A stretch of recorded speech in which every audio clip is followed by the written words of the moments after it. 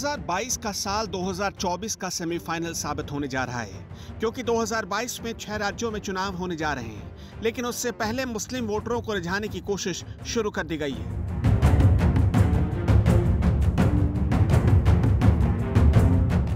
Political पार्टियों को अब तक मुसलमानों की याद सिर्फ चुनावों में आती है।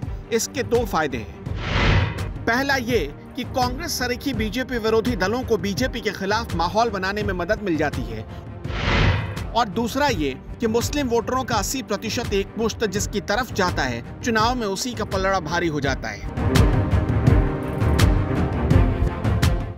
लेकिन इसकी एक तीसरी वजह भी है। चुनाव में मुसलमानों का इस्तेमाल हिंदुओं को इंटैक्ट करने के लिए भी किया जाने लगा है, जैसे बिहार और बंगाल चुनाव में बीजेपी ने किया, जैसे हैदराबाद के म्युनिसिपल इलेक्शन में भी बीजेपी ने किया। लेकिन इसके ठीक उलट बीजेपी विरोधी पार्टियों और मुसलमानों की अपनी रणनीति है। 2020 से 2021 में अब तक 5 राज्यों में विधानसभा के चुनाव हुए।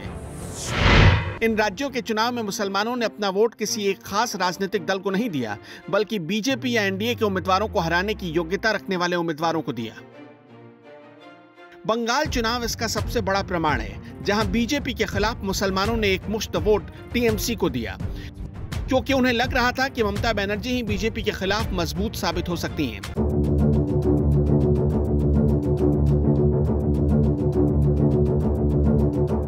बिहार में लालू यादव की पार्टी यानी आरजेडी का वोट बैंक माई समीकरण पर टिका है, एम से मुस्लिम और वाई से यादव।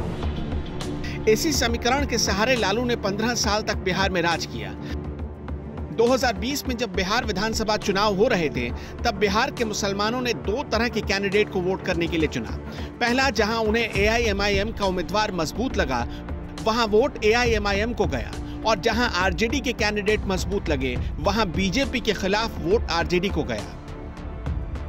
मतलब किसी पार्टी विशेष से मुसलमानों का वोट बंधा नहीं रहा, बल्कि पार्टी से ऊपर उठकर जिताऊ कैंडिडेट को मुसलमानों ने चुना। यही वजह रही कि एआईएमआईएम को उम्मीद से ज्यादा 5 सीटें बिहार में मिली।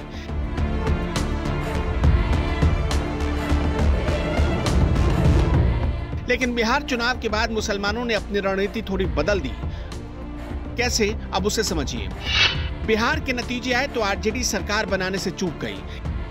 एनडीए को 125 सीटें आई और सरकार उसकी बन गई। महागठबंधन को आई सिर्फ 110 सीटें। इसी महागठबंधन में कांग्रेस भी शामिल थी। 3 सीटें निर्दलीय जीत कर ले गए और 5 सीट एआईएमआईएम को मिली। मुसलमानों का वोट पटा तो तेजस्वी सरकार बनाने से चूक गए।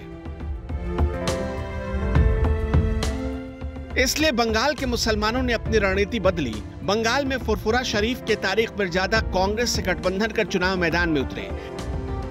एआईएमआईएम ने भी अपने कैंडिडेट उतारे, कांग्रेस ने भी कई मुस्लिम कैंडिडेट को उतारा।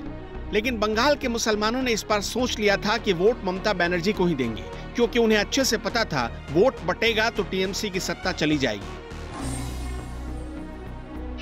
पश्चिम बंगाल की 100 से ज्यादा सीटों पर मुसलमानों का दबदबा है।